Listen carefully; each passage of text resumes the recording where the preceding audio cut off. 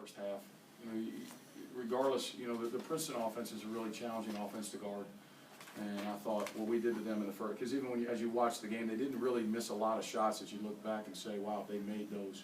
To be honest, how I felt about the first 10 minutes against Kentucky. I didn't feel like the first half, Mount St. Joe's missed shots, and we were lucky to hold them to 12. I don't think that's the case. And so I'm proud of our guys for that. And then certainly the second half, the great thing about this game is, the second half, we showed areas we have to get better. And they did a good job against us, and we still haven't adjusted to the second half fouling. We just haven't. We don't foul nearly as much. We had 8 defensive fouls at Kentucky in the first half. We had 2 illegal offensive screens, so you don't count those. We just have not done a good job of taking care of business in the second half from a fouling standpoint. And if you can do it in one half, maybe this is just too simple, but if you can do it in one half, you can do it in another from a fouling standpoint. So we did our job. We'll move on and we'll get ready for a George Mason team that's playing very, very well.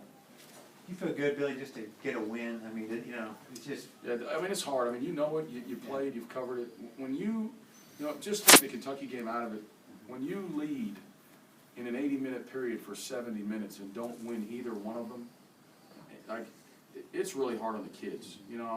There's a lot of pressure on coaches, but we're adults. We understand what it is we signed up for. But on your kids, when you lead for 70 out of 80 minutes and you don't win either one of them, it's hard to go back to them, and there were areas to improve. But at the end of the day, we were leading one game until about the 2.5-minute mark or 2-minute mark, and then another game, with the host school in Northern Illinois, it's tied with a minute to go, and so it's really hard because you have to talk with the players that right now our record is what it is, but it's not necessarily like there's a great coach who says you are what your record says you are, but he also said at the same time, I want to be able to buy the ingredients and cook the meal. There's a little conflict there, and so I've always said that you could find a quote for any situation. For us, I'm proud of what they did at Northern Illinois. We just didn't get the job done enough, and that's hard, Doug. And then you got to go to Kentucky. Not that we didn't try to win the game or believe we could win the game, and that was our goal, was to win the game. There was no moral victories, but we needed to get a win. The kids needed to get a win to get a taste in their mouth, and you see it in college football now.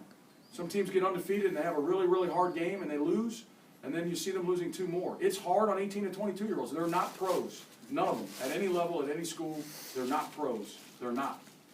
And so as their coach and coaches, you've got to be cognizant of that, aware of that. Coach, is there any reason for Benzinger not playing today? Just my decision for those guys, Allen, Mark, and Grant. They're really good players. They're going to be really good players, and they will be back available for Saturday. So no injuries or anything? Just my decision. Yeah.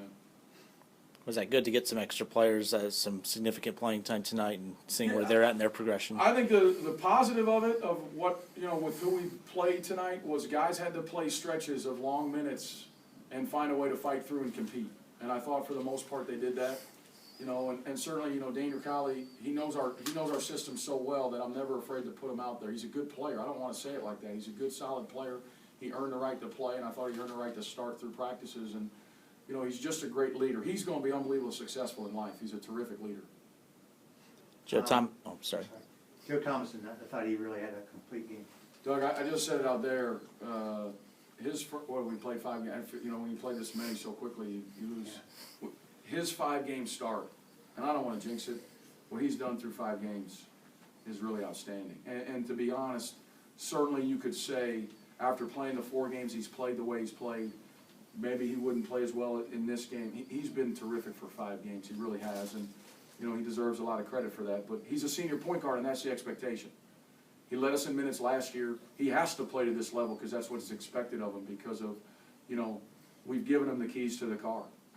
He's got to drive it every night. He had that little spat with the guy on the floor of Kentucky, which it looked like he showed some spunk and some leadership. And Joe has no back down, yeah. And I always say this, when a situation arises, I don't believe anything I get told by the players. And that's not, don't take that as I don't trust my play. I don't believe anything gets told. Just like if one of the Kentucky guys, if I was coaching the Kentucky, I wouldn't believe them either. I don't know what went on. I just know you have to walk away. I don't know whose fault it is, but I'm proud that there is something to be said that, the number one team in the country, they put their pants on the same way we do. And Joe's a big believer in that, and that goes a long way in trying to win and develop your program. Coach, what do you have to say about the chemistry between Thompson and Allsthorpe? You know, obviously they've grown up together. They have a love-hate relationship with each other, and I mean it this way. They love playing with each other, and they hate losing to the other in practice. And so anytime we put them on opposite teams, it automatically is going to get the practice intensity up some. But I think they have a great feel for each other, and I think Mark is still getting his sea legs back. I mean, he hadn't played a Division I game in basically 2 years, 18 months or whatever it is. And then he has the 5th metatarsal injury, so he's been out. This is really only his 2nd full week back, and so it's going to take him a while. But I think he's played pretty well, especially on the offensive side of the floor.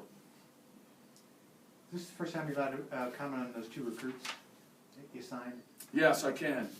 Certainly the local, Ryan Custer is from Elder. I don't know if Bob would know better if the last Elder player we've had is Mike Grody or not. I don't know if we've had one since. Obviously he's coming with a significant tradition of excellence when an Elder player comes between Mike and Bob Grody. As much as I don't like to mention Bob Grody in a newspaper article, I'm just kidding. What those two have done for the university, I think the example they set, their careers speak for themselves as players, but then what they've done as representatives of the university throughout their lives, how much Wright State means to both Bob and Mike. Ryan that way will have big shoes to fill, but he's a tough kid with a great IQ and a great skill set. He's 6'8", 225 already. He can make a 3.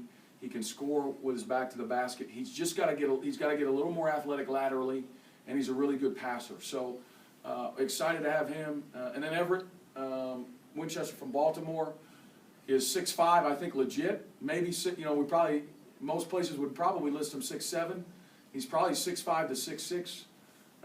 Long arms, plays point guard, plays 2, plays 3. And as I say, the bottom line is they've proven they have the ability to play at our level.